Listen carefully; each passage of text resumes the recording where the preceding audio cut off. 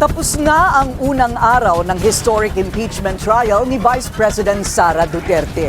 Pero bago pa man magsimula ang paglilitis, naging mainit na ang debate hindi lang sa pagitan ng defense at House prosecution teams, kundi maging sa senator judges mismo. Ang detalye sa agenda report ni Hannah T. Live nag-uulat mula rin dito sa Senado. Hannah, ano-ano ba ang mga pinagtatalunan ng mga hukom? Hindi pa ba tapos yan?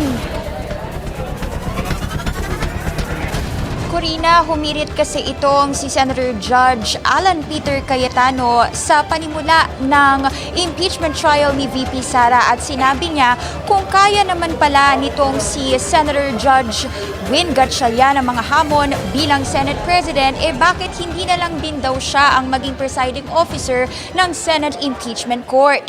Sa panimula ng paglilitis, binuksan ni Gatchalian ang plenaryo sa botohan kung sino ang pwedeng pumalit sa kanya bilang presiding officer. Agad itong hinarang ni Cayetano sa pamamagitan ng point of order dahil base raw sa isang pagpupulong ng framers ng 1987 Constitution, isinaad doon na dapat ang presiding officer ay ang SP. I want to avoid any delays, Mr. President. The Senate President is more than capable. He said he is willing. He said he is ready. He has been in many situations in his life that people say you cannot do it, but he is done well. He has studied. So what is the issue? Why do we have to vote for a presiding officer, Mr. President? Why can't we follow the Constitution? Hindi po fair kung pipiliin natin kung sino ang kahit sinong magaling, kahit ako piliin nyo. Hindi ko po tatanggapin yon kasi mali po yon. Hindi po yun ang nakalagay sa Constitution natin. Very, very clear po sa records ng Constitutional Commission. Walang makaka-amend doon. We are not given any latitude on this matter, Mr. President. I appeal to you, Mr. President. Pero hindi nagpasindak si Gatchalian. Una na nilang pinagbotohan ng Senate Majority noong June 3 na amyandahan ang Senate Rule na nagsasabing ang SP ang tagapagpadaloy ng impeachment proceedings. Yan ay sa pamamagitan ng majority vote. Walang tumutol noon sa botohan, Corina, at iyon din ang parehong araw na binoykot ng Cayetano Block ang sesyon. Ni-ratify na rin daw ito noong nagka-special session ang Kongreso noong June 13 ayon kay Senator Judge Kiko Pangilinan. Sabi ni Gatchalian, kung may concern ang kampo ni Cayetano rito, dapat isa lang ito sa plenaryo bilang legislative body at hindi sa impeachment court. Agad humingi ng rescue si Cayetano sa kapatid niyang si Senator Pia na bumanat naman sa Malacanang. Di tawagan niyo po ang Malacanang. Nagpa-special session naman po siya, di ba, with all due respect, to pass the National Orchid Law. To pass, what else? Ano, tatlo yun eh. Oo nga, yun nga, yung waling-waling as National Orchid, ano pa yung dalawa? No, I know, I'm not questioning it. I'm saying that there was a special session called to pass 3 laws. Naalala ko yung waling-waling because I love it. This is important. O ano pa yung dalawa?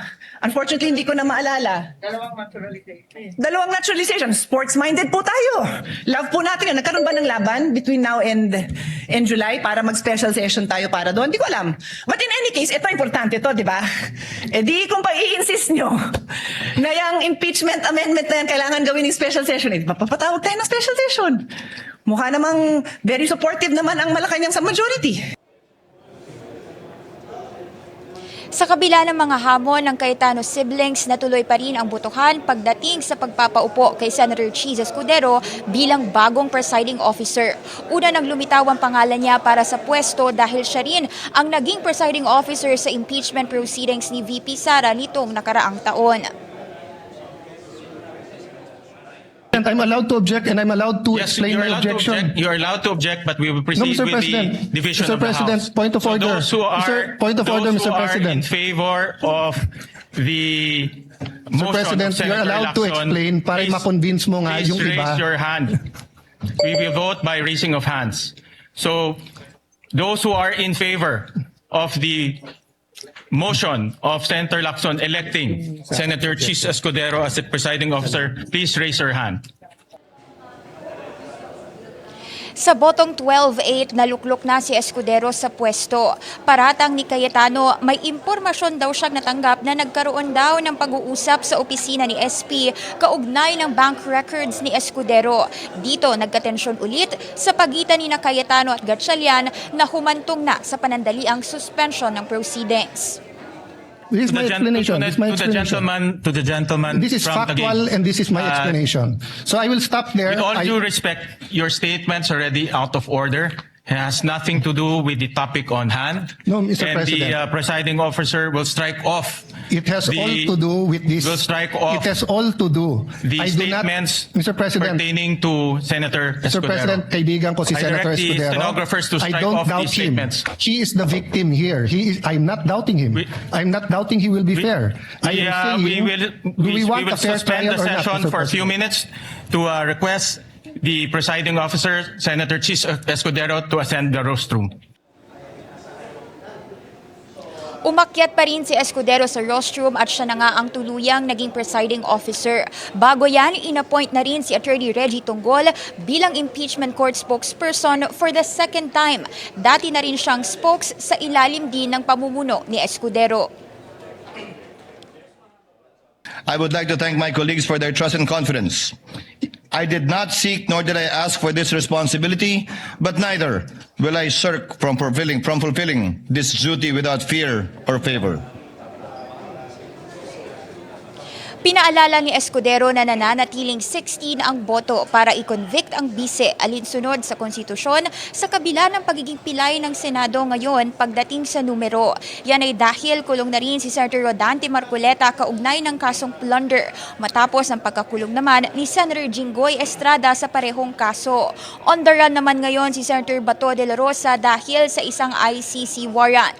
Kurina hiniling na rin ni Senator Judge Alan Peter Cayetano sa Senate Impeachment Court na makipag-ugnayan sa Sandigan Bayan kaugnay ng attendance ni Marcoleta at Estrada patungkol doon sa nangyayaring proceedings ngayon. Kung matatandaan natin, suspended din itong si Estrada for 19 days bilang senador at pareho nga silang nahaharap sa kasong plunder. Sabi ni Cayetano kahit daw suspendido si Estrada, the impeachment court is sui generis or a body of its own kind. Sabi naman ni impeachment court presiding officer Escudero, kokonsultahin muna niya ang mga senator judge kaugnay rito. Corina. Bakit ba kasi nagpa siya si SP Win na wag na maging presiding officer dahil lang ba sa hindi niya ma-handle si Senator Cayetano? At bakit dalawa silang nakaupo sa rostrum nung una? Corina, sabi ni Senate President Win Gatchalian, it was actually a deliberate suggestion on his part at naramdaman daw niya na dapat merong full attention itong nangyayaring impeachment proceedings para kay Vice President Sara Duterte. At the same time, kinikilala rin niya itong duties ng Senado bilang institusyon. At sabi niya, he retains full supervision dito sa Senate Impeachment Court at meron siyang close coordination ngayon habang nagpe-preside nga itong si Escudero. Makakatulong daw kasi ito para kay SP Wen sa pag-focus ng mga nakabinbin ngayon ng mga panukala gaya ng priority bills, lalo na ngayon paparating ang SONA ng Pangulo at meron ding proposed 2027 national budget kasabay niyan yung mga paparating na investigasyon ng Senado sa flood control scandal at iba pang mga issue kagaya ng school violence. At sabi naman ni Senate Impeachment Court spokesperson Reggie Tonggol kanina kaugnay doon sa kung bakit magkatabi ba itong sina Escudero at Gatchalian doon sa rostrum. Sabi niya, this symbolizes the Senate having two hats or wearing two hats kung saan itong si SP ay ang legislative head habang ang presiding officer naman ang head ng Senate Impeachment Court. Balik sa'yo, Corina. Okay, so Hana, may assessment ba ang mga senator judge sa unang araw ng paglilitis?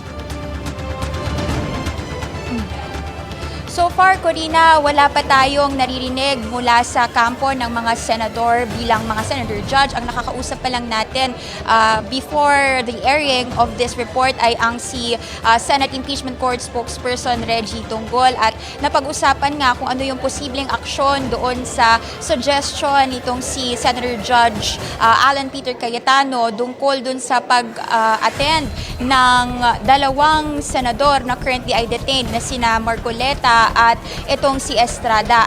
Bayanan natin, Corina, kung dapat bayan aksyonan ng Senado bilang impeachment court o kaya kailanganin ba nilang magsesyon bilang legislative body. Corina. Salamat, Hannah T. Nag-uulat ng live mula rin dito sa Senado. Baka balikan ka namin mamaya, Hannah. Maraming salamat. Manatiling nakatutok sa Bilyonaryo News Channel. Sumubaybay sa aming social media accounts at mag-subscribe sa aming YouTube channel para sa mga bago at eksklusibong balita.